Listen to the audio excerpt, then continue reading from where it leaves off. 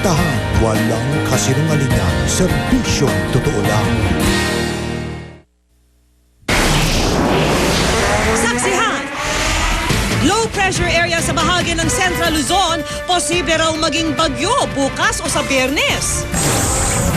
Sa gitna ng tensyon sa pinag-agawang teritoryo sa West Philippine Sea, China, sinimulan ng bakuran ang Baho de Masinloc. Enterovirus na tumama sa 2 batang binabantayan sa RITM. Hindi raw ang strain na ikinamatay ng mahigit 60 bata sa Cambodia. Pulis na inalis sa pwesto matapos haranan ang convoy ni Pangulong Aquino. Posibleng bumigat ang parusa matapos matuklasang walang lisensya at walang maipakitang Certificate of Registration ng sasakyan. SPO1 Ricardo Pascua, dati na palang na-relieve. Sa sports saksi, dating NBA superstar Dennis Rodman, handa na nga bang makipag-ayos sa kanyang ama na nakabase rito sa Pilipinas? Sa showbiz saksi, Annabel Rama, no show sa dapat sanay paghaharap nila ni Amalia Fuentes sa piskalya. At sa kauna-unahang pagkakataon, matapos ang kanilang diborsyo ni Katie Holmes, Hollywood actor Tom Cruise, binisita ang anak na si Suri.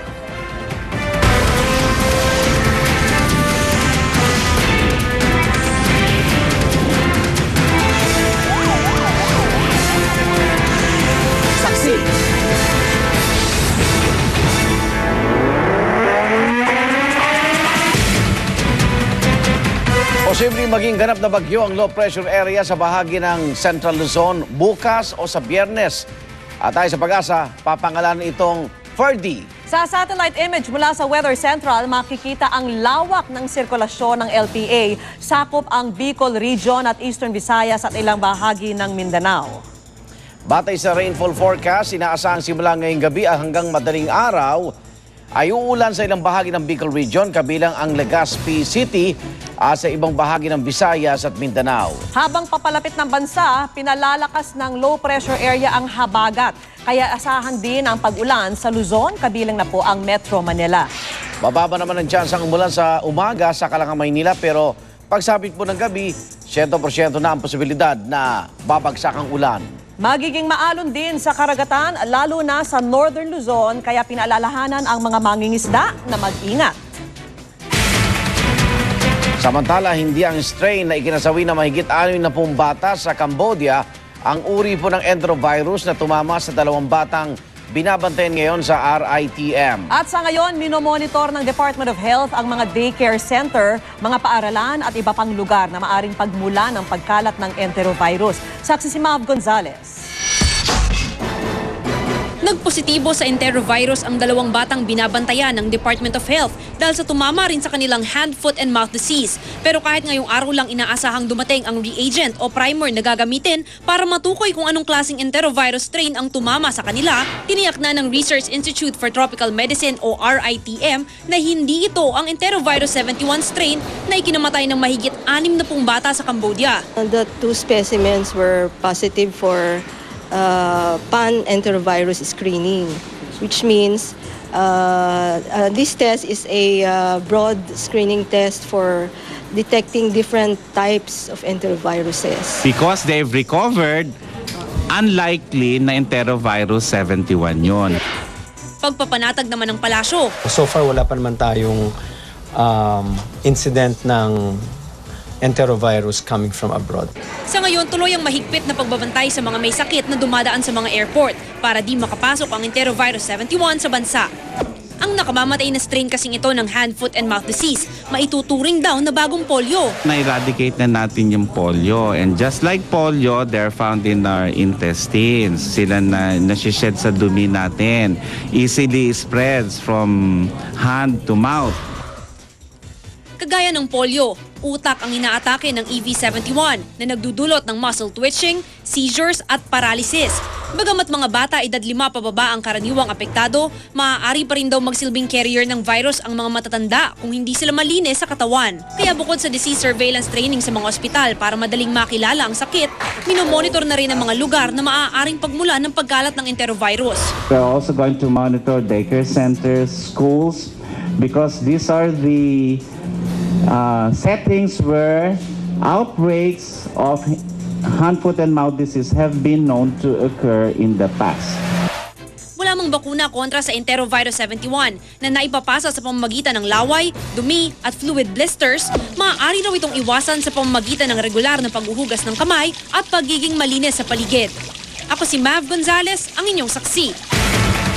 Sa ibang balita, sinimulan ng bakura ng China ang Baho de Masinloc sa gitna ng tensyon sa pinag-aagawang teritoryo. At bukod sa Pilipinas, dismayado raw ang maraming bansang miyembro ng ASEAN sa pagtanggi ng Cambodia na isama sa joint communique ang sigalot sa West Philippine Sea. Saksi si Tina Panganiban Perez. Tinawag mang technical glitch ng ASEAN Summit host na Cambodia ang pagkamatay ng mikropono ni DFA Secretary Albert Del Rosario nang simulan niyang talakayin ang isyu ng seguridad sa West Philippine Sea. Ayon sa ilang diplomat na nakausap ng Reuters, posibleng paraan daw ito para di mapag-usapan ang isyu. Kanina pinabulaanan din ng ating Department of Foreign Affairs ang ulat na pumangit ang mood sa pulong nang ipilit daw ng Pilipinas ang paglalabas ng ASEAN ng mas matapang na posisyon laban sa China. Giit ng kalihim, ang pagtanggi raw ng Cambodia na isama sa joint communique ang sigalot sa West Philippine Sea ang ikinadismaya ng maraming bansa sa summit. Katunayan, ayon sa DFA, 9 na bansa raw ang sumang-ayon sa Pilipinas sa isyong ito. Bukod sa pagiging chair sa pulong, kilalang kaalyado rin ng China ang Cambodia. Insofar as the absence of a joint communique, we don't see the other ASEAN ministers clapping that there was an absence. Obviously, this is the first time that in 45 years that a joint communique was not issued, and certainly it was not something that was taken positively by our ASEAN neighbors. So, it was only the Chinese who were claiming success in that particular regional forum. Ang foreign minister ng Indonesia nga, nagsimula ng magsagawa ng konsultasyon kaugnay sa issue at unang kinausap ang ating Foreign Affairs Secretary. What he wants to happen is that through these consultations, he's able to come up with a unified position on this issue. Nakasampung diplomatic protest na ang Pilipinas kaugnay ng Baho de Masinloc, kabilang ang pagsasailalim nito at iba pa nating teritoryo sa bagong Sansha City ng China. Pero imbis na matinag, sinimulan pang bakura ng China ang Baho de Masinloc gamit ang ilang lubid, fishing net at mga buwi o pampalutang. The Philippines has already filed a protest against the establishment of Sansha City, which has jurisdiction or whose jurisdiction extends to the Kalayaan Island Group and also Baho de Masinloc. So this violates our sovereignty and our sovereign rights. Ako si Tina Panganiban Perez, ang inyong saksi.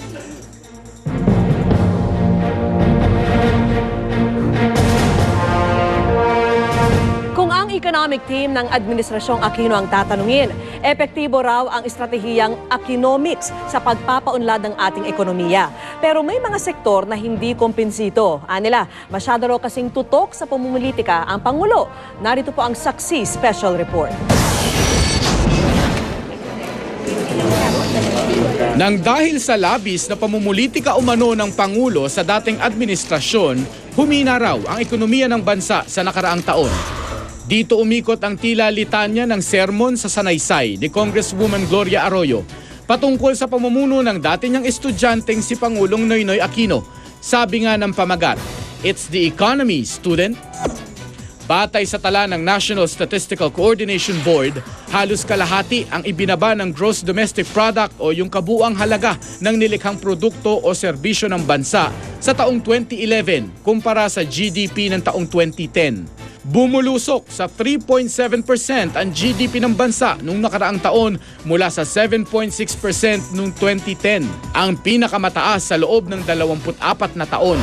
The momentum inherited by President Aquino from my administration is slowing down. And despite his initial brief honeymoon period, he has simply not replaced my legacy with new ideas and actions of his own. We're talking about inclusive growth in our administration here. We have hastened the pace of justice. We're curbing corruption. We are finding ways of improving the justice system here in the country. That nothing frightens us. Katunayan, ayon sa economic team ng Pangulo, maganda raw ang itinakbo ng ekonomiya noong 2011. Salamat daw sa tinatawag nilang Akinomics. Last year's full-year headline inflation was within the target range of 3 to 5%. Monetary policy has certainly been successful in providing just the right amount of domestic liquidity to fund the productive sectors of the economy. Pinagyabang din ng administrasyon ng 1,200,000 dagdag na trabaho para sa mga Pilipino mula sa mga bagong foreign investment. Batay sa tala ng National Statistics Office, bumaba ng bahagya ang unemployment rate sa bansa mula 7.2% noong 2011 sa 6.9% nitong Abril. Bahagya namang tumaas ang employment rate ngayong taon. Hanggang nitong Abril, mahigit 38 milyong Pilipino raw ang may trabaho. Pero ang maliit na porsyentong itinaas ng employment rate, isinisi ng iba sa umano'y underspending ng Pangulo sa mga infrastruktura at iba pang proyekto. Batay sa datos ng Department of Budget and Management noong August 2011, umaabot pa lang daw sa 698 billion pesos ang nagagastos ng Administrasyong Aquino sa 1.6 trillion peso budget na inaprubahan ng Kongreso para sa taong 2011. Ayon sa ilang kritiko, sa sobrang kuripot daw ng Pangulo, di umiikot ang pera sa mga proyektong sana'y nakakapagpasok ng maraming trabaho at kita sa bansa. Kasunod ng mga batiko sa umano'y underspending ng administrasyon, inaprubahan ng Pangulo ang mahigit 72 billion peso budget para sa Disbursement Acceleration Plan na gagamitin sa infrastruktura at social services. Sa kabila ng mga kritisismo sa naging takbo ng ekonomiya, sumigla naman ang Philippine Stock Exchange Index ngayong taon at pumalo pa sa 5,000 level sa kauna-unahang pagkakataon. At para makahikayat pa ng mas maraming investor sa bansa, inilunsad din ngayong taon ang bagong kampanya sa turismo na It's More Fun in the Philippines. Mismo ngang ang Pangulo nag-ala poster boy ng ating tourism campaign sa United Kingdom. Kung ikukumpara sa ilang bansa sa Europa na hikahos ngayon dahil sa giyera at krisis pang ekonomiya, maituturing na mas matatag pa nga raw ang Pilipinas pagdating sa usaping pinansya ayon sa Bangko Sentral ng Pilipinas. Kaya kung dati tayo ang nangungutang, ngayon tayo na magpapautang sa International Monetary Fund. Ang halaga, 1 bilyong dolyar o higit kumulang 42 bilyong piso. Ayon pa sa BSP, kayang-kaya raw natin magpahiram ng pera dahil bukod sa 6 na taon tayong walang utang sa IMF, mayroon daw $77 billion na reserbang pondo ang Pilipinas. Pinoy! Pinito ka! Para di mo kasi naririnig o nabibingi-bingi ka lang! Pero para sa ilang militanteng grupo, di katanggap-tanggap ang pagpapautang ng ganito kalaking halaga sa ibang bansa habang lubog pa rin sa kahirapan ang maraming Pilipino. Ganyan ang kaantungan ng gobyernong Aquino. Noy-noying nahalaw sa palayaw ng Pangulo ang tawag ng ilang militanteng grupo sa kawalan ng aksyon at pagbubulag-bulagan umano ng gobyerno sa mga problema ng mamamayan. Iba't iba ang pamantayan ng tao sa lagay ng ekonomiya. Pero para sa mga ordinaryong Juan de la Cruz, simple lang ang usapin. Kumakalam pa rin ba o hindi na ang kanilang mga sikmura? Para sa saksi, Mark Salazar nag-uulat.